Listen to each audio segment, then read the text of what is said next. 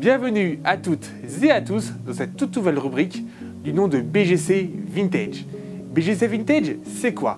Je vais vous parler d'un film, d'une série, d'un dessin animé, d'un téléfilm et même d'une émission télé dans une fourchette se trouvant entre 1960 et 1999. Et honnêtement, attendez-vous à du très lourd.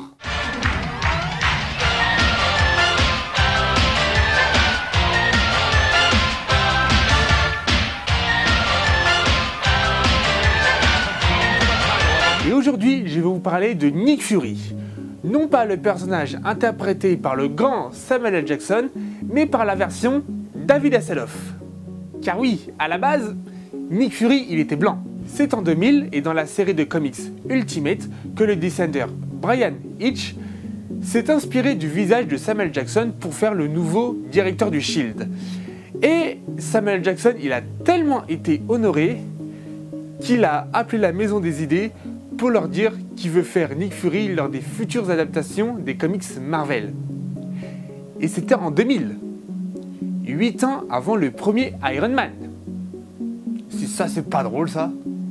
Nick Fury est apparu pour la première fois en 1963 dans le premier numéro de Sergeant Fury and the Howling Commandos. Et à la base il était sergent, pas espion. Et c'est en 1965, dans le 135e numéro de Strange Tales, qui partage la vedette avec le Docteur Strange, où notre borgne favori devient agent du Shield.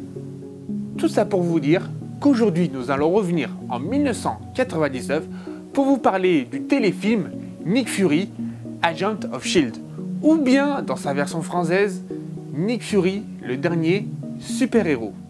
Il s'agit d'un téléfilm réalisé par Rod Hardy et écrit par David S. Goyer.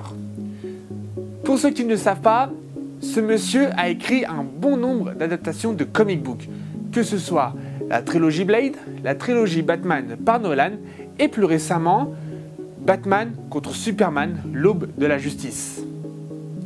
Et oui, c'est pas une petite pointure ce mec.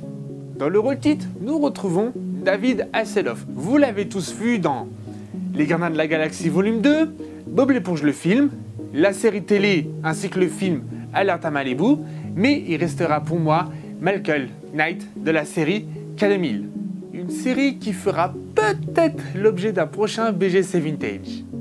Après qu'un agent infiltré de l'Hydra, les néo-nazis de chez Marvel, ait infiltré le Shield, l'organisation décide d'appeler Nick Fury, vivant en ermite depuis un an, afin de retrouver le corps sans vie de Strucker, l'ancien chef de l'Hydra.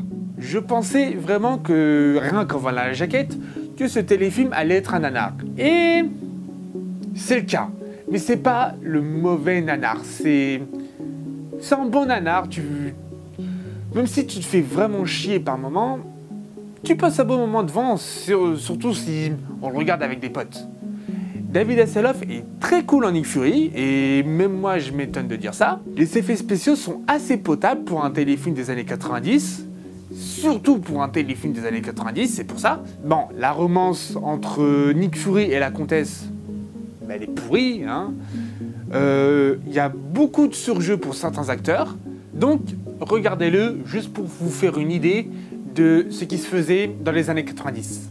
Il y a une légère différence, une différence de quasiment 30 ans. Voilà, j'espère que cette nouvelle rubrique vous aura plu. En commentaire, vous pourriez me conseiller des films, des séries télé, même des émissions, en commentaire. Mais attention, dans une période de 1960 à 1999, sinon c'est pas drôle. Je peux vous annoncer haut et fort que ce sera sur Howard le Canard. Ça va être du lourd, rassurez-vous. Donc, encore une fois, à très bientôt les amis pour ce numéro 2 de BGC Vintage. A plus tout le monde.